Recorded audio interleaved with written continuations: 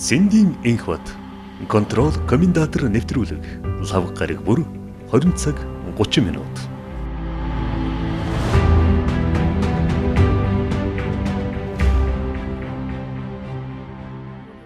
За сайн байцгаана өрх мэд үзэгчтэй. Комментатор гэж дугаар хэлжээ. Энэ удаагийн зочноор хасан гихт одолтой эдийн засгч Гахайг оролцож байна. Та сайхан хаварч байна. Маш их завгүй байдлыг анзаарч байна сошиалаар. Та өнтөө сайхан үйлчээ сайхан аварч байна. Сайхан шинсэн үү? Сайхан. Ингээд зүгээр сууч чадахгүй ингээ өөрийгөө ингээд завгүй гүйжээж янз янзын юмруу давхиж орж зовоогдох юм да. Та эдгээр чих зовох юм. Ер нь бас манай Монгол ингээд бас юмыг бас өөдөн татъя гэсэн хүмүүс байна шүү дээ. Өөдөн татъя өөрчлөлтөө шинжилээ, тийм ээ? Энэ юм болохгүй байна гэсэн юм үзэл бодолтой хүмүүс бол их байна. Энэ бол олон талаар харахад улс төр дээр, эдийн засаг дээр, нийгэм дээр энэ олон салбар дээр тийм. Тэгэхээр би бол одоо харж байна. Удахгүй танхимын их хурл болно. Бизнес бол Монголын бас том салбар шүү дээ. Бизнесийн салбар. Одоо юу гэдгийг гол хөдөлгөгч хүч энд байгаа шүү дээ. Монголын одоо хэдэн мянган компани байд юм дээ танхимд.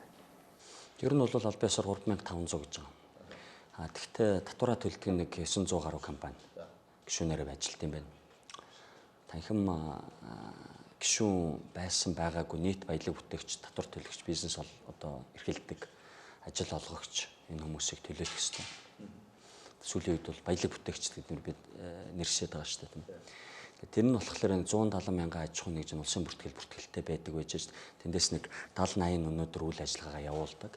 Тэндээс одоо хамгийн идэвхтэй яг аль биесээр одоо татвараа төлөөд явдаг нэг 30-40 мянган компани байгаа. Тэгэхээр энэ бүх зүйл нэг талдаа бол тоо статистик, нөгөө талдаа болохоор энэ бас асуудлыг илэрхийлээд байгаа юм.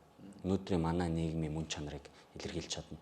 Яг гэвэл өнөөдөр сангийн сайд 10 их найдын төсөв оруулж ирээд 12 их найдын зарлагтай төсөв батлуулахтай. Тэр нь дотоодын нийт бүтээгдэхүүний одоо 3-4% юм алдагталтай төсөв батлагдчихна гэж байгаа шүү дээ. Гэхдээ бид нар тэр тоон дээрээс нэг зүйлийг анзааруул 10 их найд гэдэг бол асар их хэмжээний мөнгө. Тэрийг баялаг бүтээгчид өнөөдөр хөдөлмөрийнхөө одоо үр дүнд бий болгож байгаа мөнгө. Тэр төсвийн мөнгийг аваад улс нь бол нөгөө хөгжлийн хөтөлбөрүүдтэй, дэд үтцтэй, боловсрол, соёл урлагтай, эрүүл мэндэд зарцуулдаг тийм жаягтай. Тэгээд энэ дээр манай бизнес эрхлэгчид ингэж их одоо ачааг үүрж авдаг байж нөгөө талдаа бол энэ нөлөөллийн гол арга механизм болсон энэ салбарын холбоодоо энэ дотроо бол энэ бизнесийн ороо манлай болсон байгууллага энэ танхимаа бол сайн ажиллуулж чадахгүй. Бид нар ингээд нэг ус залгичсан ингээд нөгөө хүн шиг би одоо тэр аквариумны загас шиг гэж яриад байгаа юм л да. Айгуугаа бүлтгнээд ингээд алтан загснаа. Ингээд нөгөө улс төрчид ингээд нэг үрц шидэж өгдөг. Тэгэхээр алтан загас телескоп ингээд бүлтгээд тэгээ ингээд аман ангалцаад байдаг дуу гардаг. Манай контрол цагийн менеж өөрөө бас тийм хүн шүү дээ. Тэгдэж бид бас юу аквариум алтан загас байснаас одоо намгийн ногоо мэлхий байсан дээр юм уу да арайж хүн тийм. Ер нь бол тэр нэг гахаан ферм гэдэг нэг ном байдаг. Тэрэн дээр байдаг энэ популизмын улс төрчдийн одоо гахаанууд нь очиод ингээд нөгөө бүхэл бүтэн фермийг эздээг нь хөөж хөнөөчж жагаад өөрсдөө ингээд эзэрхээд явцсан тэр нэг түүх байдаг шүү дээ. Жорж Оруэллын зохиол. Тэр номон дээр гарч байгаа түүх Монголд бол яг ингээд шууд нүдэнд харагтаад байдаг байхгүй тий. Тэгэхээр бол бид нар ийм хөлцөнгүү хон шиг, хөлцөнгүү тэр нэг морь шиг тийм ээ. Хөлцөнгүү ард түмэн өнөөдөр нэг тодорхой хэмжээнд дуурах хэрэгтэй. Энэ гахаанууд бол янз бүрээр ингээд нөгөө зүсээ хуургаж жагаад зүгээр ингээд нэг одоо ард иргэдэг нөгөө хашгируулж хуурах тийм мэхэн үртэл адилхан. Хамгийн муу нь алтар ноорхоо хувцс өмсөж ард түмэн таалагдах гэж талбай дээр гарч чагсаал цуглаан турхирч мөнгө төлж хийчээд тэгээд хийх гэж байгаа зүйлээ бодлогын өөрчлөлтийг хийчихдэг. Бизнесүүд татвараа төлөөд идэм байжж ердөөсөө бид нар бол зохиолыг захиалж чаддаггүй. Тийм байдлыг өөрчлөх хэрэгтэй. Энэ бизнесийн холбоодын бизнесийн одоо энэ өмгөөллийн байгууллагуудын тархаа бутархаа байдлыг өнөөдөр танхим манлайлж нэгтгэн нийлүүлж байгаа дуу хоолойгоо хүчтэйгээр нэгдсэн зохион байгуулалттайгаар төр засагтаа хүргэж тэдэнтэй хамтарч ажиллаж энэ өсөж өндөөж байгаа эдийн засгаа цааш нь улам одоо эрчтэй хөгжүүлээд өрсөлдөх чадварыг ярьдаг. Монголын эдийн засгийн бүтээмжийг ярьдаг. Монголын бизнесийн инновацийг ярьдаг. Технологиг нэвтрүүлдэг. Бүс нутагтаа өрсөлдөх тийм чадвартай болох ажлыг зохион байгуулдаг. Энэ хоёр өрчтөөгөө төр засгийн холбогдох одоо яам тамгын газруудтайгаа ярьж байгаа тэр экспортод учраад байгаа асуудлуудыг бизнес эрхлэгчтэй ингээ уулзаад явахлаар асуудал тодорхой байдаг шүү дээ.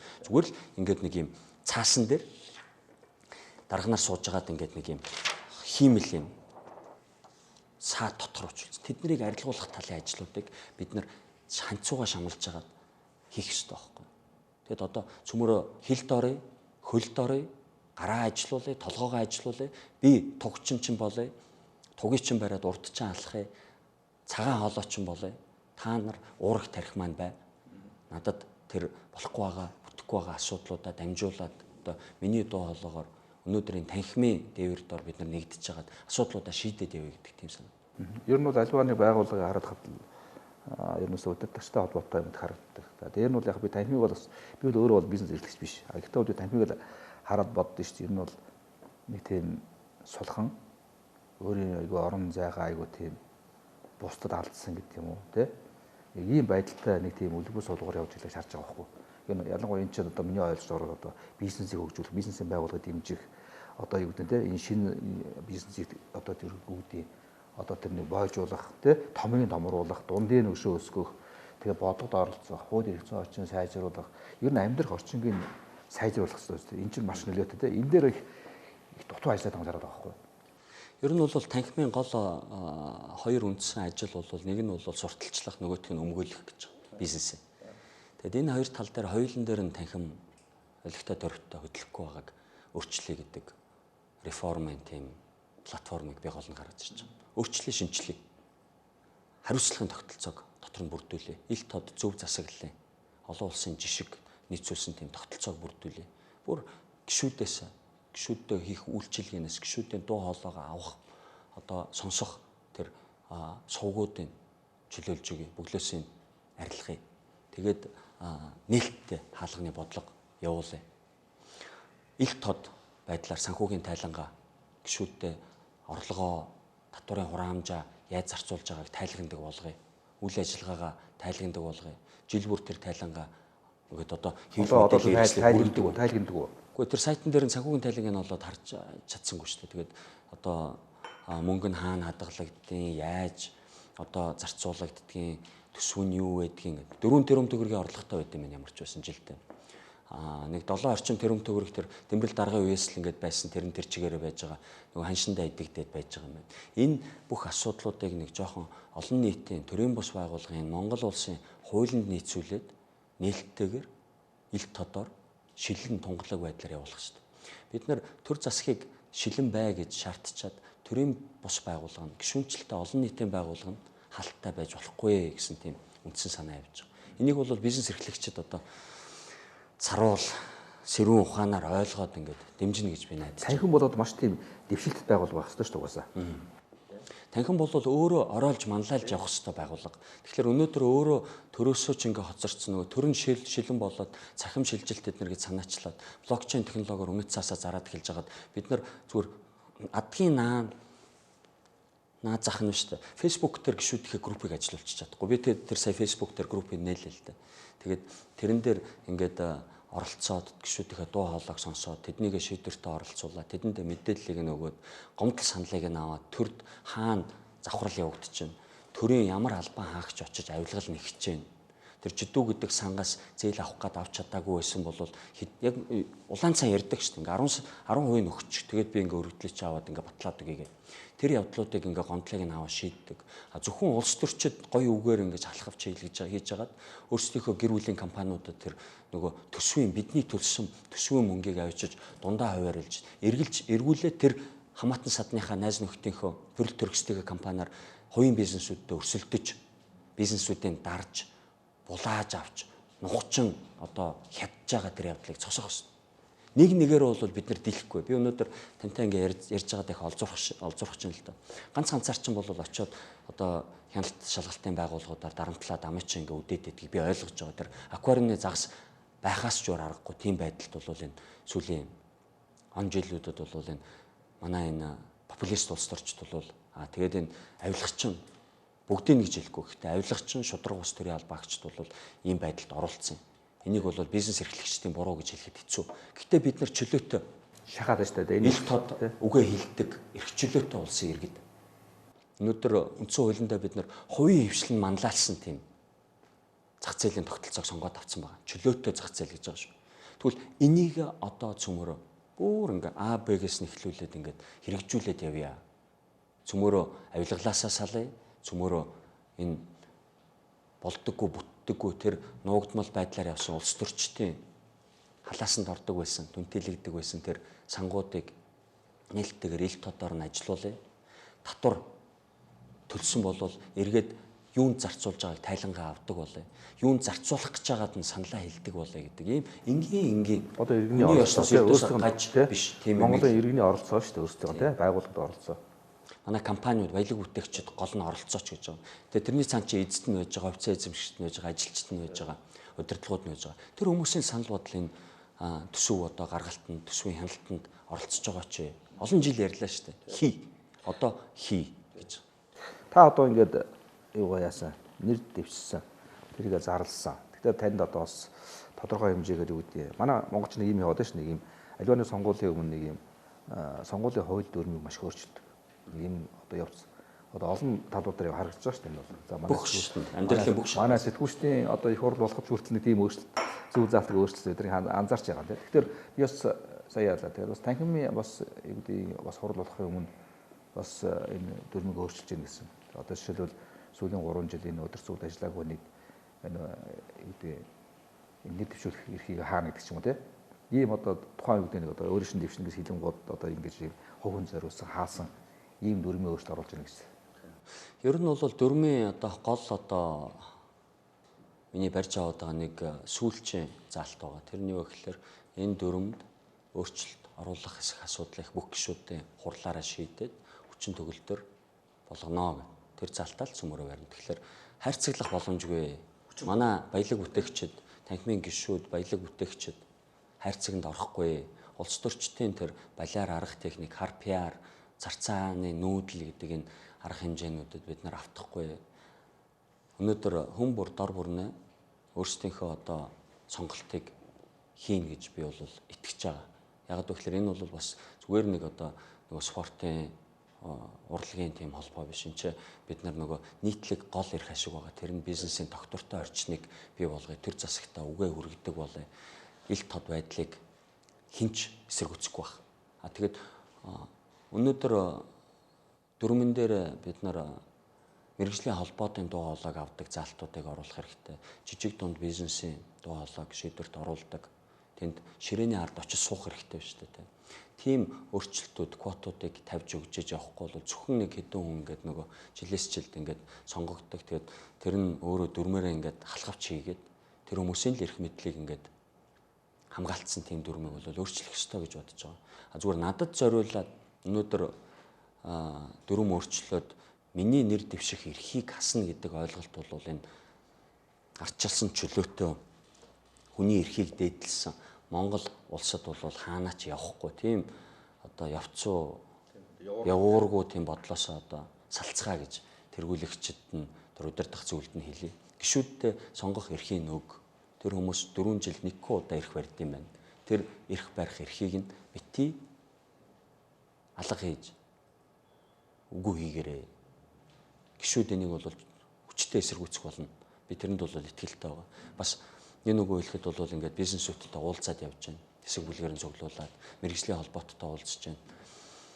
За боломжгүй нэгтэй нь бол утсаар ярьж байна. Дэмжлэг хүсэж байгаа, тус ирж байгаа. Энэ бол зөвхөн одоо бизнесийн холбооны асуудал бас биш. Энэ бол Монголын нэлээд том нөлөөтэй байгууллагын асуудал. Энэ Монголын цаашдын одоо бизнесийн хөгжил, тэр өрсөлдөх чадвар, тэр одоо бидний өмнө тулгараад байдаг энэ авилгал хээл ахвал худал хуурмагийг устгахад нэлээд гол үүрэг гүйцэтгэх тийм байгууллагын хувь зайны асуудал өнөөдөр шийдэгдэх гээд байна. Цөмөрөө энэ дээр бол нэг зориг гаргаа. Тэгээ итгэл хүлээлэг, эрхийн нүг надад би мандатаа авч агаад яаж ажиллаж болохыг үзүүлмээр байна. Өмнө нь би оюутны холбоон дээр ажиллаж байсан. Сайн ажилласан гэж хэлж чадахгүй. Гэхдээ өнөөдөр энэ байдаг чадлаараа л хичээсэн. Сагсан бөмбөгийн холбоо байна. Бас адилхан. Тулаад байсан асуудлуудыг бүгдийг нь шийдсэн гэж чадахгүй. Гэхдээ оролцсон. Ямар сэтгэл гаргасан. Мөнгө хөрөнгөө зарцуулсан. Цаг хугацаагаа зарцуулсан. Өөр хэмжээнд тултсан ажилласан. Одоо жишээлбэл нөгөө оюутан цэрэг гэдэг энэ хөтөлбөрийг Би Батлан хамгаалахын дэд сайд баасан жоо генералтай ярьж хагаад оюутны холбооны хувьд би сангийн дэд сайд байсан. Авчиж энэ оюутнуудыг бол ингээд нөгөө цэрэгт хамруулдаг явдлыг оюутан байх хугацаанд нь явуулна гэдэг энэ санааг явуулж ерөнхийлөгч Илбэг дөрчин үед тэр нь биежээд ингээд одоо хэрэгжээд явж байгаа шүү дээ. Тийм том бодлогын асуудлыг бол бид нар хийж болно. Энэ дээр би бол одоо яг нөгөө миний өөрийн одоо сүүлийн 97 оноос эхлээд хийсэн бизнесийн асуудал учраас бол илүү үр дүнтэй ажиллах боломжтой гэж бодож байгаа. Энэ бол илүү том хүчтэй байгууллага. Өнөөдөр би хэллээ шүү дээ. Улсын бүртгэлд бол 170 мянган бүртгэлтэй аж ахуй нэгж байна. Энэ бүхнийг төлөөлөд ажиллахад бол энэ учраад байгаа энэ санхүүгийн бэрхшээлтэй асуудал, өндөр хүүгийн асуудал, гадагшаага экспортлох асуудал, шударга ус өрсөлдөөний асуудал, за одоо энэ хэрэглэгчийн эрх ашигыг хамгаалах асуудал, мөнгө ханшны бодлого дээр төсөв мөнгөний бодлогыг барьж байгаа төрийн байгууллагуудтай хамтарч ажиллах дээр бол нэлээ их юм боломжтой тийм үе таалгын нээсэн хуулийн журмын зохицуултууд байд юм байна. Энэ потенциалыг бүрэн дэлгэж тавьж хагаад ажилуулах хэрэгтэй гэж бодож байна. Та бол одоо бас энэ яасан штэ. Энэ худалдаа аж үйлдвэрийн танхимын бас даргад одоо нэр өсөж хүмүүс байгаа. Нэр дэвшиж байгаа хүмүүс. Танхимын одоогийн дарга лавч бол одоо дэвшнүүдээс зарласан байгаа. За дээр нь түүнтэй бол одоо өнгөрсөн сонгуульд одоо өөрсдөө ялагдсан амар төвшин бол бас даага нэгж байгаа тий. За одоо мэдхээр за тэгээд одоо өөрөө бол одоо нэгж. Тэгэхээр би зөвхөн хараад буянгиж байгаа хаа. За буянгиж байгаа юм. За тэгэхээр миний хувьд ингэж хараад байхгүй нэг ийм улс төрийн сонгуулийн өмнөх жилд ийм том олон нийтийн одоо мэргэжлийн байгууллагын их хурал хийхэд их намууд анхаарал тавьдаг. Тийм ээ? Намууд их анхаарал тавьж шүү дээ. Ашил бол юу гэдэг юм бол лагж бол тодорхой хэмжээгээр одоо би юу гэдэг энэ эрх барьцгаа намын одоо тийм юутай хаягтай байгааг шарж байгаа. Одоо фондтой тий. За амар төвшин бол би бол үүдээ энэ арчсан намаас нэр дэвчээс учраас бас арчсан намын фон, арчсан намын бас нэг юу.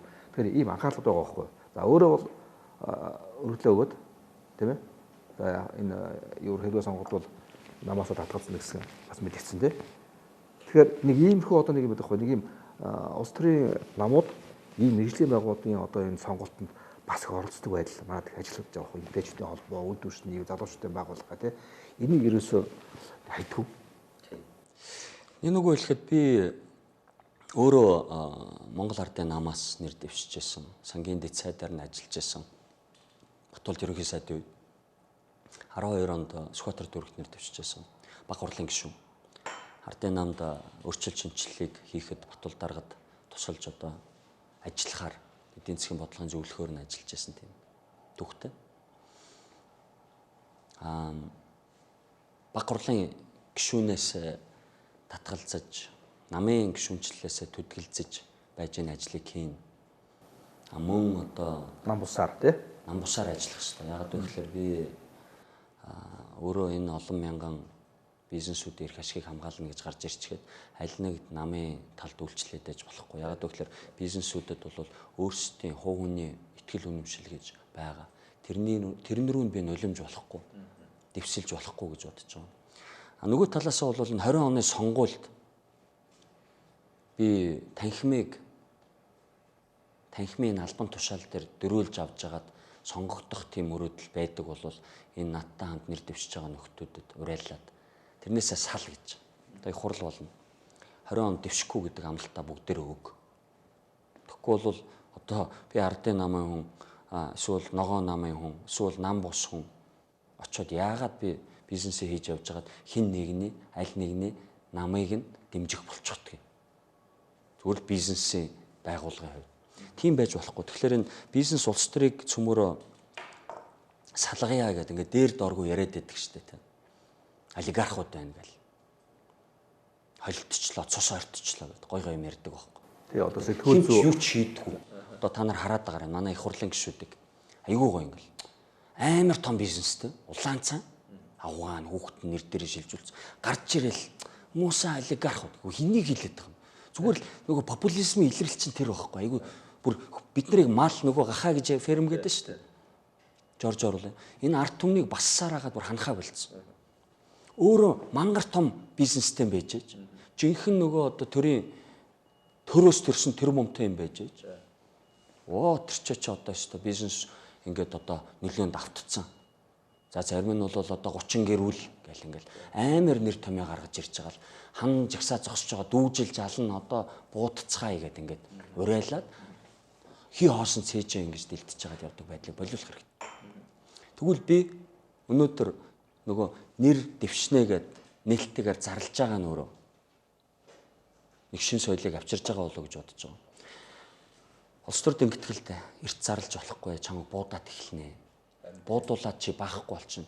Одоо тий чиний сүнсээ чи нурууг чи углаа хийчихнэ гэдэг. Гэхдээ тийм юмнаас айхан бол чи сонгуул дэвшээд яах юм. Чи сонгогдоод гараад ирүүлвэ штэ. Тэрнээс амар буудуулна штэ. Тийм буудуулдаг юм хийсэн бол дэвшээд ирэхгүй штэ. Болилтоо. Тэр төрийн бус байгууллагуудын үйл ажиллагаанд намуудын оролцоог багахгүй болгоё гэж байгаа бол над чиг зарлал та. Би баг хурлаасаа гарна. Энийний төлөө би их явсан. Намайг энэ намд элсэж хагаад махна гэж нэртэй байсан. Тэндээс хэсэг нөхд нь гараад явсан. Шалгагдсан. Одоо Монгол Ардын нам гэж нэртэй. Би өөрийгөө журамт цэрэг гэж байсан. Би үнчээр зүтгэсэн. Тэгэхдээ худлаа хуурмагаар яваагүй. Хүний ар ударгаас нь очиж хутгалж байгаагүй. Зарчмаа яриад, хийх юмаа яриад яваад өрсөлдөглөөр болдгоо гарсан. Гэтэ би эндээс угарахгүй. Миний нөө сонгуулийн үед ярьжсэн нэг юм байдаг шүү дээ. Ялагчгүй, Invictus гэдэг. Ernest Hemingway-ийн шүлгийг орчуулж байгаа. Намайг ялах боломжгүй. Миний үйл хэргийг ярьж байгаа энэ үгийг үзэл бодол, итгэл үнэмшлийг ялах боломжгүй учраас тэгж хэлжсэн. Зүгээр яг хөө тэнд нэг хэдэн хүний санал дутаагаад, луурдаад, харлуулж агаад ингээд худлаа ярьж агаад авахвал болдог зүйл ш 1 2 удаа тэгээд. Гэхдээ эцэстээ бол тэр үл ялт биш. Эцэстээ бол тэр ялт биш. Маш олон зүйл дээр харагдаж штэ. Өөдөө чулуу шидлээ, өөрийн толгой дээр л бууж ирдэг гэд нөгөө мэрэгэн цэцэн үг гэдэг штэ. Тэр зүйлийг санах хэрэгтэй. Амьдрал бол өөрөө баян, тэгээд дээрэс нь урт. Худал хуурмаг юм хизээ дилд ингээ гараад ирдэг. Яаж ч талдлаад. Нөгөө динозаврын яс ч гэсэн болгочаад ингээд салхинд, өөрчлөлтийн салхинд сэвгцээр хагаад ингээд гараад ирсэн говь төвчээд үз. Хавар болдог. Мөсөнд цасанд дарагдсан. Тэр үнэн гэдэг юм чинь ингээл байж байна. Ирж байгаа цаг тийм дээ. Шинэ цагийг дуудаж авчрахын тулд энэ би албаар эдгээр хурлаа зарлангууд бэлтэж байгаад би нэр дэвшгээ зарласан. Мөрийн хөтөлбөрөөр оролдуулъя. Би энийгээ ингээд нөгөө арыг ингээ ухаад байдгаа бол тэгээд шударгаар л өрсөлдөө. Энэ бол төрийн бус байгууллага. Энэ бол олон нийтийн байгууллага. Энд зөвхөн гишүүдэд хамааралтай асуудал гэж байхгүй. Нээлттэй 50. Миний мөрийн хөтөлбөр шиг, миний хийх гэж байгаа зүйл шиг сэтгүүлчд ингээд нээлттэй хэвлэлийн баг гурал хийлэг. Балбуулах юмнаас битгий аа. Хэрвээ чи дэвшээд би чамаагч дэмжиж болно шүү дээ. Ер нь бол бизнес эрхлэгчийн хувьд, гишүүний хувьд. Миний удирж байгаа бүх компаниуд. Гэхдээ илэн далангуу чин сэтгэлээс хандж байгаа тэр хандлагыг харахгүй бол би дэмжих боломжгүй. Зүгээр л хийх гэж байгаа зүйлээ хэлчих, ярилц, мэтгэлцүүл. Тэгээд энэ олон хүн чинь нийлж байгаа тал талаас нь яриад хэлцээд ирэхлээр чинь үнэн зөв гараад ирнэ шүү дээ. Чи олонний хамгаалтанд орчин. Тийм байдлаар ажилд суръя л да цөмөрөө. Дандаа ингээл нэг хэсэг бүлэг ингээл нэг юм хаалттай группүүдээр яваал янз бүрийн юм хичээл намайг дэмжээдэг одоо ёстой би намайхаараа дэмж JCI тийм учраас энэ JC-гээр дэмжгээд ингээд нэг зүгээр нэг ингээд нэг ах нарын тийм нэг явуургүй аргаар ингээ хайрцгалж үзээд байгаа байхгүй. Янз янзын бүлгүүдээр. Гэхдээ нээлттэйгээр л ярил л та. Намайг муулах юм бол шүмжлэх юм байвал шүмжил. Би тэрнээс айдаг хүн биш. Надад би нөгөө хэлжсэн шүү дээ. Өндөг шиг өөгүй хүн биш шүү дээ. Хүн болгонд л одоо алдаа дутагдал гэж юм байгаа. Янз бүрийн санаандгүй хийсэн алдаанууд байгаа бол тэрийг уучлж болно. Ойлгож болно. Санаатаагаар ингээд хорлоод яваад иж болохгүй. Энэ нь өөрөө урт хугацаанд манай улс орны хөгжилд өөрөө амар том хар үр дагавар авчирна. Тийм учраас би энийг бизнесүүд өөрөө ёс зүйн хамгийн дээд хэм хэмжээнд үйл ажиллагаагаа явуулдаг байх ёстой. Би өөр танхимыг шүү дээ. Бизнесийн ариун сүм гэж нэрлэж байгаа шүү. Ийшээгээ бити тэр балаа юм оруулж ирээ нөхдөөд. Та одоо ингээд таны ус ингээд нэг дэвшилтэд за Монголын бас юм скейтинг гэдэг чинь их том юм шүү дээ бас. Том юм шүү дээ. Тэ скейтинг гэдэг. Та ямар хүн байх тэр скейтинг гэж хэлэх. Тэгэхээр и одоо үүдийн дэвшилттэй юм скейтинг хүмүүс та одоо ингээд очие. Тэгээ таны одоо хамгийн түрүүнд хийх одоо энэ үүдийн ингээд хоёр ажлыг үйл танхим дээр. Өнөөдөр Би мөрийн хөтөлбөр гаргахтаа ингээд үндслээ бичиж үзлээ л дээ. Үндслүүд 2 хуудсан болж байна. Яг энэ чинь бол ингээд нөгөө 2 3-аа хилцэж хагаад энэ бизнесүүдтэй уулзж хагаад 200 хүнтэй уулзлаа гэсэн. Тэг гаргаж ирж байгаа юм л да. Хийх ажил бол маш их. Хураангуй те 2 хуудас хураангуй те. Зөвхөн үндслэн шүү. Хийх ажил маань бол нэг 10 хэд уудсан. Энэ ажлаа үндсэндээ нэг 2 ийм багц ажил байх юм байна гэдэг багцлцсан байна. Нэг нь бол бид нар өөрсдөө энэ удирдлага, засаглал, дотоод үйл ажиллагаагаа зэгцэлж авч байгаа төлөвлөхгүй бол болохгүй юм байна. Нөгөө л нэг одоо энгийн сонгуулийн яаж явуулах вэ? Удирдуулах ёс. Ил тод байдлаар цалин хөлс шагнал харам одоо юугаа тайлагнадаг бах, санхүүгийн тайлангаа тавьдаг бах гişүүдтэй. Айгүй ойлгомжтой тийм хэдэн асуудал баг. Хариуцлага тооцдог болох. Хариуцлагын механизмыг бүрдүүлэх. Тэгээ одоо нэг яриад байна. Тэгээ нэг одоо танхимын дарга юу нэг одоо энэ чи ерөнхийлөгч нь одоо хүмүүс нь гол дөрүүлээ сонгогдоод би юундэ тайлан тавьдаг үү гэж тэгээ одоо ингээд одоо миний ойлгож байгаагаар одоо энэ 2 дарга шүү дээ. Энэ лавжоо одоо энэ чим 2 4 дарга. За ингээд захаасаа бие бинийгээ ингээд АТ гэдэг өгөөд шалгуулад тэгээд ерөөс ойлгоцдгүй. Нэг баг болж ажилтдаггүй те. Энэ одоо энэ болгохтой өөрөө тий садаа одоо энэ чинь бүтцийн том алдаа байна. Тэрнээс биш бол энэ манай амраач гэсэн өөрөө тэргүүлэгч удирдах зөвлөлийн гишүүн шүү дээ. Манай лавга бол дарга нь. Оюун чимэг дарга чинь тэнд 30 жил ажилласан. За тэр Саран Даваа гэдэг нэг залуу байна. А тэр оюун тэгшгээд бас тэнд одоо 12 жил болсон хүн байж байгаа. Ерөнхий менежер. Тэгээ энэ хүмүүс нь нэг удирдах зөвлөлөөс мандат бүх гишүүдээс мандат аваад гарцсан учраас би энийх үгийг авдаггүй. Лавга болохоор удирдах зөвлөлөө сонгогдсон учраас удирдах зөвлөлөө удирдах чаддаггүй. Тэгс мөртлөө удирдах зөвлөлийн дарга гэсэн. Ийм сони юм хийцэн. Тэгээ нөгөө нөхдүүд нь нөгөө тэр хүмүүс бүгдээрээ л туршлагатай сайн бас санаатай юм хийгээл очисон баг. Эргэлзэхгүй. Гэхдээ ажиллах нөхцөлийг нь дүрмээр өгөөгүй. Тэр хүмүүс хоорондоо л одоо түлхэлцгээс биш гадагшаага хандсан ажил хийх боломжгүй болгоо хийцэн.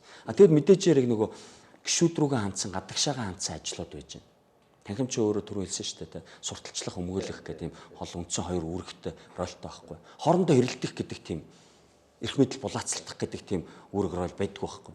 Тэгэд тэр ажиллах нөхцөлийг гаргаж өгөхийн төлөө энийг хурал ажиллах ёстой. Би гişүүдтэй бүгдээр нь уриалж байгаа. Өөрчлөлтийг хийж байгаа бол эрх мэдлийн нөгөө шүү. Хинч гарсан байсан. Тэгэхээр гадагшаага хандаж ажиллахад байна шүү дээ. Гişүүд рүүгээ төр засаг руугаа хандсан ажлууд хийхээс гадна энэ олон мэргэжлийн холбоотыг татаж оролцуулахгүй бол танхим дээр бид нар энэ бизнес нарийн ширийн асуудал руу бүх салбар руу өнгөж орох боломж байхгүй. Оролцооны арга дээр тулгуурлах хэрэгтэй. Бид нар олон нийтийн хүчээр тулгуурлах хэрэгтэй. Олонний хүч оломгүй далаа гэдэг. Тэрний квотуудыг гаргаж өгж байгаа бүр удирдах зөвлөлийн ширээний ард тэр танхимд суудлыг мэргэжлийн холбоотод бүх бизнесийн төлөөлөлд олох ёстой. Ротацийн зарчмаар байна уу ямар байна уу? Тэрийг бол дөрмөндөө хийх ёстой гэж би бодож байгаа. За нөгөө талдаа бол энэ гадаад харилцаа бүр орхигдсон. Гэхдээ наандаж байна шүү дээ тийм ээ. Танхимын удирдах зөвлөлийн дарга буюу ерөнхийлөгч гэдэг юм бас нөгөө бантан байгаа юм л да. Нөгөө гүйцэтгэх захирлаа дарга гэд нэрлэсэн. Тэгээ энэ бантангийн арилгаж байгаа удирдах зөвлөлийн дарга буюу ерөнхийлөгч одоо танхимын дарга шүү дээ. Уг нь дэмбэрлэр төсөөлөхлөөр тийм. Дэмбэрлэхаар. Тэгэхээр тэр одоо гадаад ертөнцид Монголыг төлөөлж энэ хятадын, энэ Оросын одоо танхимууд тэд нартай уулзалдаж гадаад хэргийн сайдыг, ерөнхий сайдыг явахад нь дагалдаж явж хилцээр хийж бизнесүүдэд тэр зах зээлүүдийг нээж өгөх ажлыг хийх ёстой. Тэрийг хийгээгүй. 2 толгойтой болсон энэ ч байна. Гэхдээ наандаж нэг хүнтэй харьцах хэлний соёл байх ёстой. Мэдлэг байх ёстой. Тэрийг эзэмших ёстой. Дарга бол нийт Монголын бизнесийн төлөөлөл. Нийт Монголын төлөөлөл өнөөдөр 21-р зууны өрсөлдөөнтэй дэлхийн зах зээл дээр хэлгүй байж болохгүй гэж байгаа юм. Айгүй энгийн. Одоо улиг домог шиг сонсогч магадгүй гэхдээ уучлаарай. Бодит байдал бол тийм. Өнөөдөр дэлхийн эдийн засгийн форум дээр орчуулагчдаа ч оруулахгүй. Нэгдсэн үндэсний байгууллагын худалдааны байгууллагын тэр танхимд орчуулагчдаа ч оруулахгүй. Тэр хурал дээр ярьж байгаа хүмүүсийг чамд монгол хэлээр орчуулдаг тийм зардлыг хинч гаргаж өгөхгүй. Юмаа сонсоод ядахтаа ойлгодог. тийм төвшөнд бэлтгэгдсэн хүмүүс. Ярианы хилцүүд орж чадахгүй учраас тэрний тойргийн гадна талд үлдэн шүү дээ. Дандаа л үлдэн шүү дээ. Монгол улс хоцроод үлдээд байгаагийн шалтгаан чинь айгүй энгийн юм дээр биш. Энгийн зүгээр хилээ сурах тийм чадваргүй хүмүүсийг өөрсдөө бизнесээ л хөгжүүлдэг. Цаанаа очиод бизнесүүдээ л хөгжүүл одоо болж байгаа бол бас дээр мэдлэг муу байна. Тэднээс гадна. Тэгэхээр яг энэ дээр заавал намайг гэж байгаа юм биш. Гэхдээ тэр шалгууруудаа тавьчаач. Тий. Тэр шалгууруудаа олон юм оруулах хэрэгтэй шүү дээ. Бизнес нь амжилттай явж байгаа шүү дээ. Улстай татвараа төлдөг байх шүү дээ. Энэ тэм тэлэг одоо авилгалтай тэмцэх газар юугаар татвар матварын одоо зөрчилгүй байдаг байх шүү дээ. Банкнд муу үр зээлгүй байх шүү дээ. Мүүлэлтэй байх шүү дээ, тий, зорилготой. Хилтэй устай байх шүү дээ. Олон түмэнд хүлээн зөвшөөрөгдсөн гадаад улсуудад тодорхой хэмжээнд танигдсан, мэдэгдсэн тийм хүлээн зөвшөөрөгдсөн лидер хүнээ цөмөрөө урдаа тавиад ард нь жагсаад явна уу гэхээс биш. Лойдруудыг гаргаж ирж болохгүй гэж байгаа байхгүй. Тэгээ энэ дэр би тэр хүмүүсийг хэлж байгаа юм биш шүү. Ер нь бол ил тодор шалгууруудаа гаргаад ирэх ёстой л гэж байгаа байхгүй. Тэгээд яг хөө нэр дэвшснээс хойш би нэг зүйл дээр өчигдөр нэг сэтгүүлч бас хэлсэн. Ер нь бол нөгөө одоо би ялна гэдгээр нөгөө ялалтыг хэмжиж болохгүй шүү дээ. Өөрчлөлт хийн гээд ийм зүйлүүдийг хийн гээд тэр зүйлүүд нь хийгдчихвэл ялчиж гин гэсэн үг шүү дээ. Тэр утгаараа бол би их өжөө тайван баг. Яг гэвэл өнөөдрөөс эхлээд танхимын сонгуул хаалттай хайрцагын дотор явагдахгүй.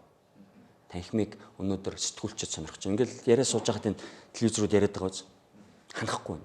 Энэ бол бүр ингээд нэг өвчтөй тийм цэг нь болчиж. Таны хэлж байгаагаар улс төрийн намууд хүртэл цаана ингээд хэдэд хуваагдсан явж байна. Олон нийт ба шүү дээ. Ядарсан бизнес эрхлэгчид эрсдлийг ингээ үүрээ. Та нар тэр Shark Tank гэдэг нэвтрүүлгийг харж байгаа. Амар асуудлууд тулгарсан бизнесүүд байж байгаа шүү дээ. Бизнес санаа нь байж байгаа, чадал нь байж байгаа, боломж нь байхгүй.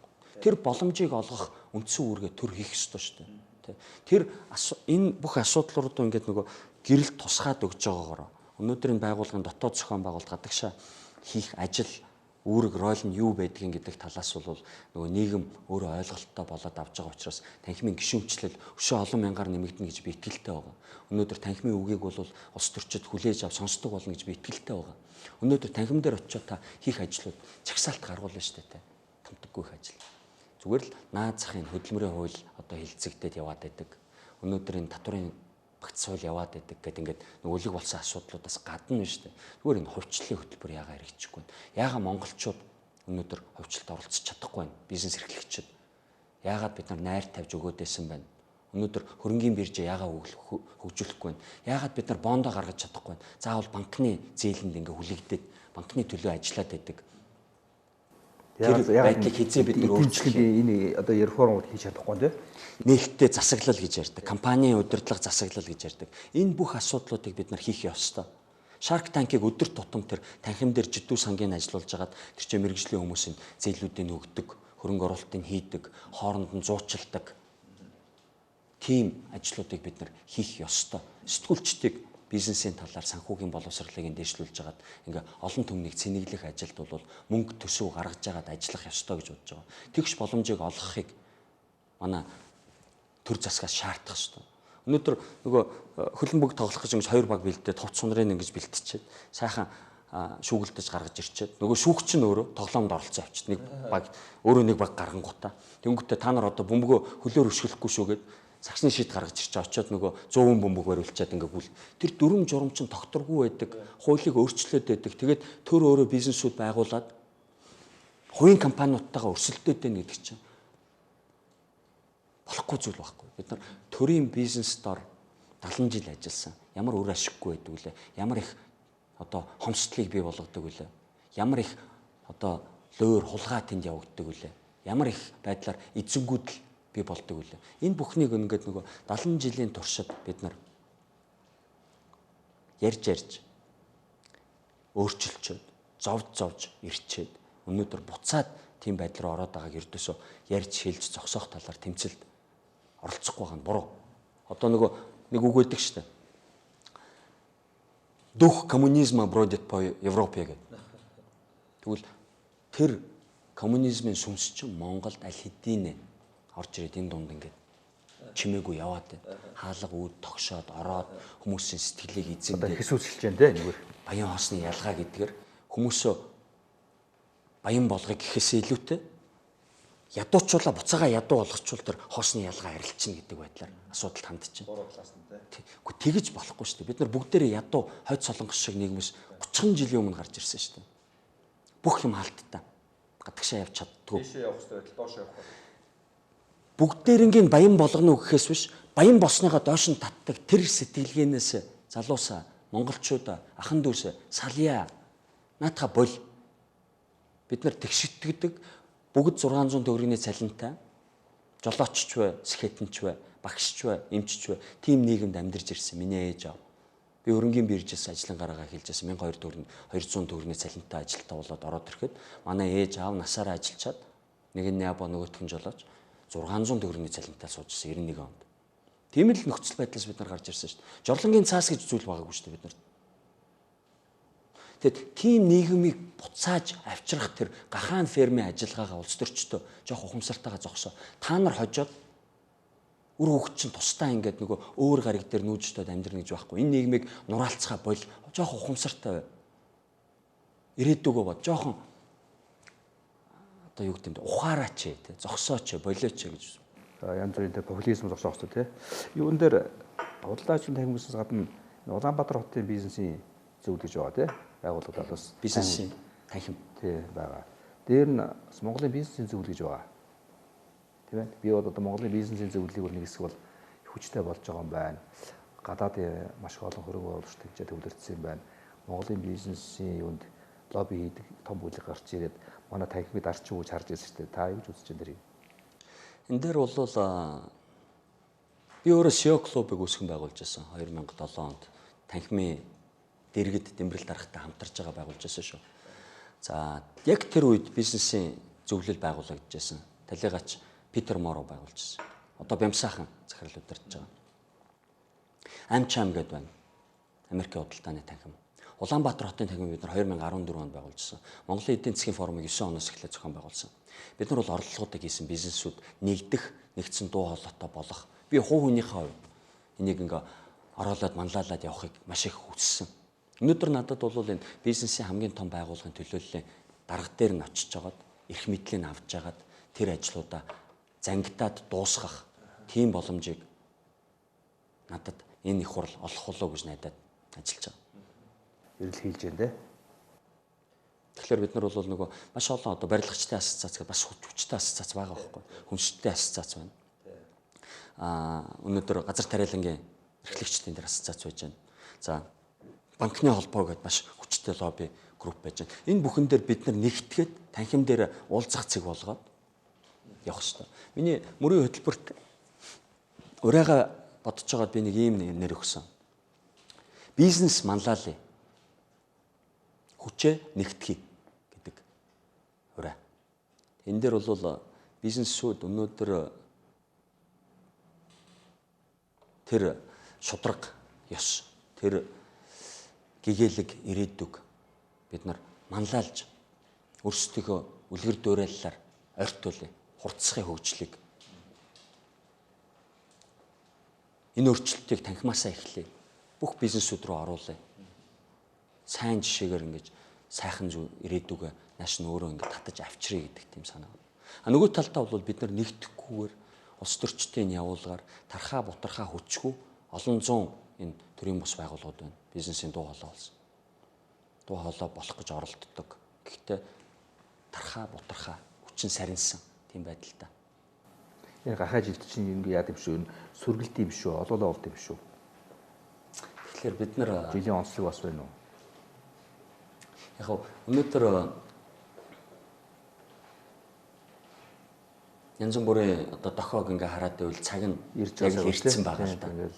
Та 20 гээд тоог ингээ бичсэн байгаа шүү дээ. Харсан уу? Тий. 20 гээд. Тэр чи юу гэж нэг юу x гэсэн үг шүү дээ. Монголоор чинь хээ гэсэн үг байхгүй. Тэр чи юу гэж байгаа ингэж хүчтэй хамттай гэдэг дар цаг үнийг өрөө өнөд. Тэрийг илэрхийлж байгаа. Тэр би нөгөө тэр 20 дугаар их хурлын логог нь харчаа баярлаад бэлгшээ гэдэг байгаа байхгүй. Би чи нөгөө хаштаг хэрэглэхдээ хээ гэж тавьчихдаг байхгүй. Хүчтэй хамттай гэдэг. Тэгээд намайг хасын хуйгаа гэдэг байхгүй. Хээхээ. Би өөрийгөө нөгөө инициалаа тавихтаа хээхээ гэдээ авчдаг байхгүй. Тэгээд тийм бэлэг дохиог харуул одоо сайхан бэлэгдэлтэй тийм хурл. Тийм. Салбар дээр юм явагдаж штэ. Би бол бизнесийн салбар бол хөгжүүл эрүүлжээд бол бас юу гэдэг энэ улс орны хөгжилт их юу гэдэг бодтой хөнөөр оруулж харж байгаа байхгүй. Улс төрийнхээ хөлөөр бас нэг тодорхой хугацаанд дараа өөрчлөж болох гэж харж байгаа тийм. Энэ бизнес өөрөө өөрийгөө бас ингээд эрүүлж үчүүл. Бизнесүүд өнөөдөр бол энэ болохгүй бүтэхгүй байгаа бүх асуудал ямар их юм өвчнөд зовёртой асуудал болцсныг зүгээр энэ олон түмний нөгөө анхаарлын танхимын сонгуул дээр төвлөрж байгаагаас харж болно. Тэгээд өнөөдөр яг цаашаа ингээд хөдлөхийн тулд энэ өөрчлөлтийг хийхийн тулд бол бизнесүүд нэгдээд эдээ бэрийг нь шахаад өөрөө өөрсдийнхөө төлөө дуурахгүй бол биднийг сайн нэг улс төрж гарч ирээд толгойг илээд ингээд одоо асуудлыг шийдээд өгдөг тийм зүйл байхгүй гэдэгт бүх бизнесүүд санал нэгдсэн. Хинч гарч ирсэн, ямар намж гарч ирсэн. Бид нар өөрөө өөрсдийнхөө эрх ашигын төлөө тэмцэлдэх ёстой юм байна гэдэг итгэл үнэмшил бол ихэнх бизнес төрсэн байгаа гэдэгт эргэлзэхгүй. Тэр нь бизнесийн салбар юу гэдэг нь баялаг бүтээж байгаа хүмүүс шүү дээ. За эднүсийг гэдэг одоо хэлээд бид нар яриа бол үүдэн бас ингээд за улс төрлөө тодорхой хэмжээ хазааж байгаа. Тэгэхээр энэ улс төрчд за хууль хүчний байгууллагууд энэ одоо төрөөс төрсэн одоо тэргүүнүүд гэдэг хүмүүс бол маш дээр бизнес гэдэг ба шүү дээ. Энд чинь цахаасаа ирээд байгаа шүү дээ. Тэ? Ер нь бол ингээд цасаар дээр гэж. Өөртөө ерөөсөө юм бүтээдэггүй хэрнээ. Тэр баялаг бүтээж байгаа хүмүүсээс илүү баян болцсон. Татвар ус төлж зүгээр нэ. Одоо тэрүүнд хөрөнгөтэй болцсон. Ийм байд. Энд одоо хамгийн их хөрцсөн хүмүүс бизнесийн шүү дээ. Бизнесийнхэн байна. Тэгээд бизнесүүд маань өөрсдөө нөгөө ганц хоёр нэг нэнтгэл дээр баригдаад тэгээд улс төрчдийн аясаар ингээ явсаар хагаад өөрсдөө амаа өдөлчж байгаа нь айгүй харамсалтай. Тэгэхээр энэ нэг мэргэжлийн байгууллагууд нь одоо ажиллаад өөрчлөлтийг бол хийх зайлшгүй шаардлага бол гараад ирсэн байгаа. Тэр тэгш бус байдлыг, тэр шудраг бус байдлыг засаж залруулахгүй бол энэ нийгэм маань өөрөө айгүй буруу зүг чигээр ингээ ороо явчлаа. Бид нар популизмд бол нэвч шувт идэгчлээ. Венесуэл гэдэг улс ямар улс байсан? 30-аад онд одоо дэлхийн 4-р том эдийн засаг байсан. Бид нар халтар царайтыг үзэж энэ 80-аад оны сүүлээр чи ингээд нийгмээрээ үзэж капитализмын гайхамшигыг үзэжсэн тийм улс шүү дээ. Өнөөдөр популист улс төр толгойд нь гарч ирээд ямар улгайч. Иргэний дайн өнөөдөр эхэлж шүү дээ. Украин гэж ямар улс байлаа. Өнөөдөр хуваагдчих яг 2 хуваагд. Ямар хөгжөлтэй орн байд, ямар баялаг буруу алхам хийвэл, буруу улс төрийн сонголт хийвэл Югослав гэдэг улс задраа цаана тэр чи иргэний дайн гараад тэр улсыг одоо хэд задлж байна. Далайн гарцгүй болцсон шүү дээ. Серб гол одоо нэг зөнхлөх хүчин. Зүгээр хүчээр ингээл таслал. Серб гэдэг Босни Херцеговина, Хорват, Серб, Косово гэдэг одоо тийм Холбооны Югослав улс гэдэг хүмүүс байдаг шүү дээ. Тэгээ наашаа ингээ явахлаар Гүржийг зүгээр хэдхэн жилийн өмнө зүгээр тэр Абхазийн хэсгийн төв гээл Орос цалгаал авчаад шүү дээ. Тийм эмзэг байдаг байхгүй юу? Тусгаар тогтмол эрхчлөө гэдэг.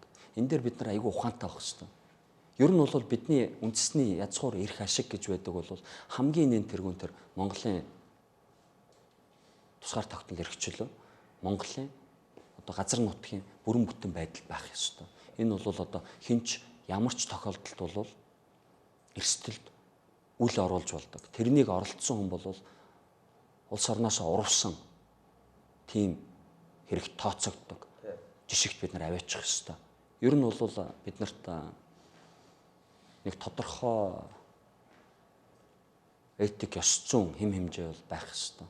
Аль хүрээд зогсох юм? Популизм. Аль хүртэл бид нар бас худлаа ярьж таалагдж байгаа сонгогдох боломжтой байдгийг тэрийг нэг ухаарч нэг тодорхой шүүлтүүрээр оруулж энэ дарга нартаа нэг шаардлага шалгуурууд тавьж агаад сонгож гаргаж ирдэг болохгүй бол таны миний хүүхдүүдийн ирээдүй хайран байна гэхээс миний дотор гол харалж байна. Би 5 хүүхэдтэй. 5 хүүхдийнхээ ирээдүйд санаа зовж байгаа адил энэ ч байгаа бүх ээж аав нар яг энэ асуудлаар бол сэтгэл нь зовж байгаа болов зовх ёстой гэж би бодож байгаа. Монгол хүн бүрийн бидний санаа тавих ёстой асуудал. Биднэрт эрх чөлөөнөөс илүү тусгаар тогтнолоос илүү үнэтэй зүйл байх ёсгүй. Тэрнийг худалдаж байгаа хүмүүс бол эх орноо худалдаж байгаа гэсэн тийм байдлаар бид нар нийгэм жигшүүлж ойлгуулж бид нар ажиллах амьдрах ёстой гэж байна. Тийм давтах ёсгүй тийм үйл давтах ёсгүй. За та бол юу штэ. За ингээд ер нь ингээд нийгэмд их тийм идэвхтэй одоо фигур гэж хэлэх юм. За одоо Монголын одоо юу гэдэг хамгийн олонний танил хүний одоо нэгийг нийлүүлвэл бас таны нэр орж ирнэ. За бас сая их залуучууд бас ийм хийж байгаа хгүй. Төмний 76 гэдэг нэг ийм бас мөрөөдлийн баг гэж хэлдэг чинь нэг олимп дэлхийн аварга үеэр. Тэгээ Монгол улсыг одоо хөгжүүлвэл нэг ийм 76 хүн байвал улс орныг хөгжүүлчих юм аа гэсэн юм уу одоо ард ирдээ саналаа авч байгаа хгүй. Тэгээд одоо тэрний ингээд нэр нь явж байгаа дотор тэнд та таны нэр байгаа. Хасын аав, хасын тодтолтой явж байгаа да. Би мөнгө төлж тийш ороогүй. Сая сонслоо шаах. Тий, тэр мөнгө ерөөсөө тэр удаас мөнгө төлж яах вэ тэр яг ингээд юм цэвэр ийм хийж байгаа. Монгол улсыг одоо бас энэ худлаас яаж гаргах вэ? Энэ мөнгө төлдөг зөвхөн намын босрыг авсан хүмүүс улс орныг удирддаг. Тэгээд одоо өнөөдөр улс орныг юу гэдэг ингээд мохордлоо оруулдаг энэ байдлаас гаргая гэдэг. Тийм улс орныг авч явах ийм одоо чадaltaй боловсролтой мэддэгтэй ийм хүмүүсийг хайж байгаа ийм залуучууд байгаа байхгүй. Энд та таны нэр ижил. Тэгээд тэр бас юу гэдэг ер нь бол ингээс 2020 онд бас ийм хийгээсэй гэж нийгэм бол хүсэж байна л да юм тий. Би 2008 онд чон эдийн засаг гэдэг ингээд зарлаад явсан дэлхийгэр. Тэгээд бид нар яга бар эдийн засаг биш юм бэ гэх хүмүүс асуудаг л да. Учир утгаа чинь нэг ингээл бар эдийн засаг болно гэж хэлсэн. Тэгээ баар улс болно гэж дуусаад. Тэгээ баар бамбар гэлээ. Тий. Тэгээ нөгөө баруудыг харахаар дандаа нөгөө юм худалдаан дээр хамгийн хямдхан ядуу хүмүүс учраас иргэдний хямдхан хамгийн хямд төсөр хөдөлмөрөөр хямдхан хувцс, хямдхан электроник бараа бүтээж нөгөө франчайзыг авч байгаа, патентыг авч байгаа хийсэн тийм түүх байдаг. Сингапурын хувьд, Солонгосын хувьд бол том аж үйлдвэрийн комплексуудыг барихаас өмнө нөгөө одоо юу гэдэг өөрсдөө далайн бомбын тийм гол үүргүүдийг гүйцэтгэж байгаа ингээ гарч ирж байсан тийм түүхтэй. Бид нарт тэр хүчин зүйл нь байдгүй байхгүй. Монгол хүн бол үнэтэй цөөхөн. Бид нар ойдолчин болох боломжгүй. Зарим хүмүүс Монгол эмэгтэйчүүл ойдолчин байхад хамгийн тохиромжтой гэж хэлж байлаа улс төрийн лидерүүд. Бидэрнтэй санал нэг. Бид нар гангийн үйлдвэрээр явахгүй. Яагаад гэвэл хятадууд манай ганг авахгүй. Бид нар хятадуудаас, орсуудаас хямдхнаар илүү сайн ган үйлдвэрлэж чадахгүй. Бидний өрсөлдөх чадвар юу юм? Бидний үлдээсэн сургаалаас цээжэд илтгэхээс гадна өөр юу авч болох юм? Бид нар чон шиг хиймэртэй, чон шиг ганцаараа сүргэлээд шаардлагатай үедээ ямар ч тохиолдолд дасан зогцоод амьдрах чадвартай байх ёстой. Тэгж ирсэн монголчууд. Энэ хоёр том гүрний дунд, энэ их олон хүн амын дунд тусгаар тогтнолоо ингээ аваад үлдэн чон шиг хиймэртэй улс ардсан. Чон бол бараас ялгаатай сүргэлдэг хэрэгтэй үед хүчээ нэгтгэе, сүргэлье. Би тэр урд нь явж байгаа энэ хараа бусд нь хүчээ нөгөө ингээ явж хахад зам гараад явж шүү дээ. Замыг гаргаад цасын ингэж ярьж өгöd мөсийг хаглаад явдаг тэр альфа нь байя. Итэг, дэмж ажил хийх боломж ол.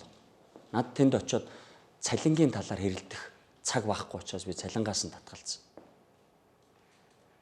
Одоо өөр ямар нэгэн шалтгаан байхгүй шүү.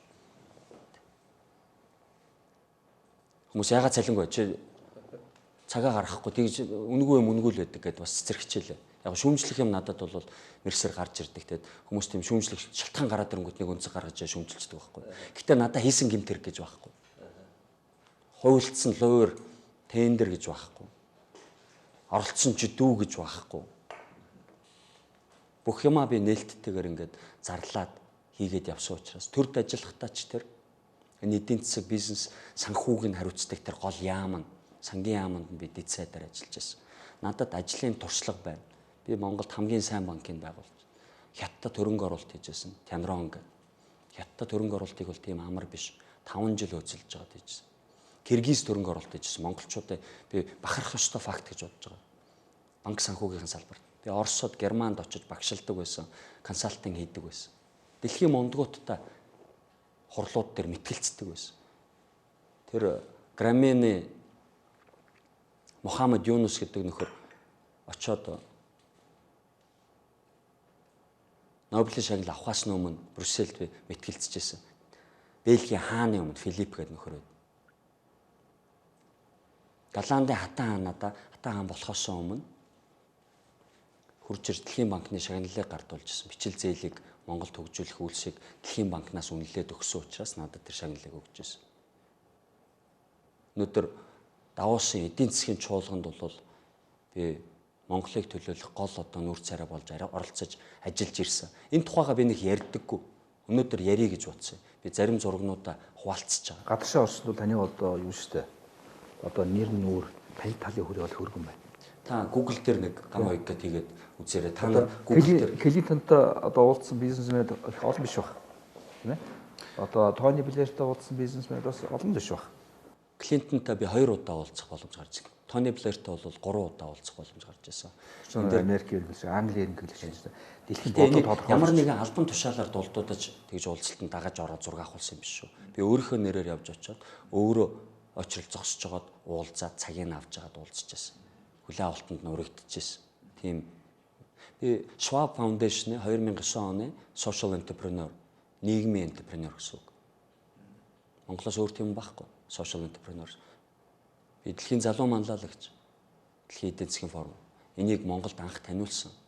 Маш олон төрлийн бус байгууллагуудыг би байгуулж ажиллаж байгаа. Олон улсын байгууллагуудын удирдах зөвлөлд сууж байсан. Сууж байгаа одоо ч гэсэн. Монголд анхны бичил санхүүгийн төвийн хурлыг 2008 онд хийгээд энэ төрийн ордонд хийгээд энх баяр ерөнхийлөгч нээлттэй үгийг хэлжсэн тийм түүхтэй. Тэрийг би санаачил зохион байгуулжсэн. Монголд хас банкар дамжуулж хамгийн их олон гадны зээл санхүүг бол оруулж ирж урт хугацааны зээл санхүүг оруулж ирж байсан. Алдсан түүхүүд надад байгаа. Монголд байгаа одоо олон улсын байгууллагын ихэнх хүмүүс бол өөртөө холбоотой гэдэг баг. Тийм ээ харилцаатай. Хэдий ч ингээ хувийн хөвшилд ажиллаад байгаа ч гэсэн одоо олон улсын байгууллагууд энэ гадны элчин сайдын яамдууд бүгдээрнтэй бид нар бол ингээ холбоотой ажиллаад байгаа. Тэгэхээр энэ дээр бол эргэлзэх хэрэггүй. Би бүх боломжоо өөрийнхөө энэ хоримтлуулсан туршлагаа мэддэг чаддгаа өөрийн тэр танилын холбоо сүлбэгээ бизнесүүдэд нээж өгж хагаад Монголын бизнесийг дэлхийд өрсөлдөх чадвартай болгохын төлөө явна. Залуучууд их дэмжиж байгаа. Технологиг, энэ цахим шилжилтийг, блокчейнийг анх би ингээд дуграад финтек гэдэг ингээд дуграад хүмүүсийг мөнгөө зарж байгаа, цагаа зарж байгаа залуусаа дайчлаад хөрөнгө оруулагч үндэстэн гэдэг, крипто үндэстэн гэдэг чуулга уулзалтуудыг хийхлээр олон мянгуулаа цуглараад ингээд хүмүүс дэмжээд ухаалаад яваад байгаа. Тэгэхээр энэ дээр бол эргэлзэх хэрэггүй. Би танхимын ерөнхийлөгч байхгүй байхдаа ч гэсэн хэрвээ одоо ихтгэл хүлээлгээ сонгвол тэнд очиод хийхдээ ч гэсэн бүхэл сэтгэлээ бие зориулаад ингээд ажиллана. Тийм. Таны одоо саяны дээр санааг үлдээж бодож байна ингээд цалингүй ажиллана гэдэг санааг бас би бодоод байгаа хгүй. Энэ 2020 оны улсын хурлын дэвш хүмүүст энэ 50 бол өсөөр шүү. Улсын хурлын хүмүүсээ та сонгоод та цалингүй ажил. Яа бас байж болох юм шүү. Тэ? Тэр дэмэлтэй. Ер нь бол би эсэргээр боддог. Өнөөдөр Сингапурын улс төрчдийг харахаар хамгийн их өндөр цалинтай улс төрчд нь. Яг хагас демократ засаглалтай улс шүү дээ. Ерөнхий сайд нь парламентынхаа дэлхийг томилоо хийдэг. Японы улс төрчдийн цалин хангамж маш өндөр. Тэд нар тэрэн дээр хариуцлага тооцох боломжтой болж байгаа. Би 2003 онд манай энэ улс төрчид ингээл $300 зангаа зүчээл $100 цалинтайгаа гахаал яваад тах юм. Тэр үед $300 айгүй үнэтэй сонсогддог байсан. Нөгөө энэ шилэн тэдэн доллар гэдэргээл нэг $100 бүс зүчиж эднэр гэж ярьдаг үед өнгө саяхан л байсан шүү дээ. Тэгэхэд би хэлжсэн. Үгүй та нар ингээд нөгөө ард иргэдийн цалин бага байна, төрийн албан хаагчдын цалин бага байна гэдэг. Бүх хэмжээг дээрээсээ явах хэрэгтэй. Ерөнхийлөгчөө цалин ядахтаа сард $10,000 болгочоо гэсэн чинь нэг хүн гарч ирсэн. Би насаараа ингээд яаманд ажиллаж байна.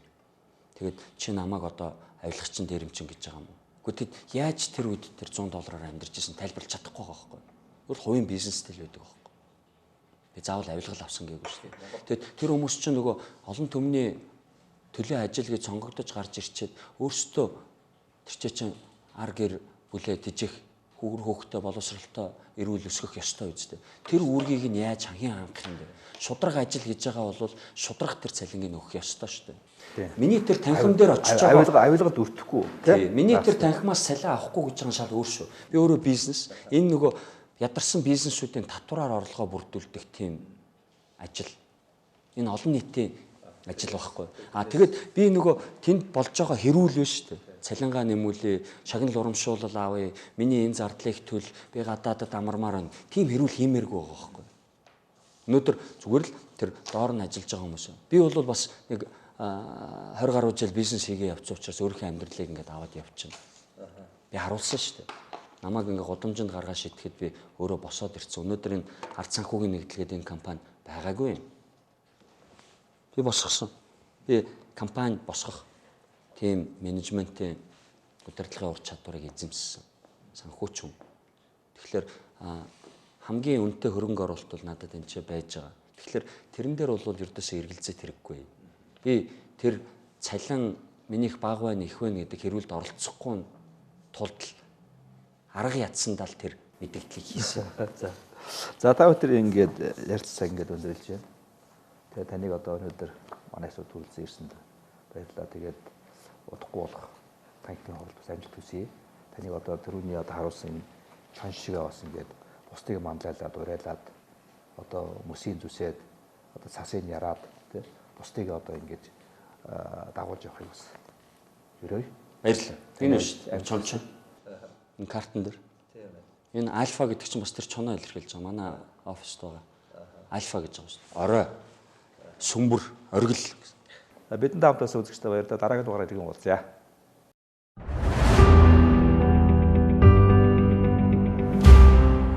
Сэндийн энхват контрол комендатор нэвтрүүлэг лав гараг бүр 20 цаг 30 минут.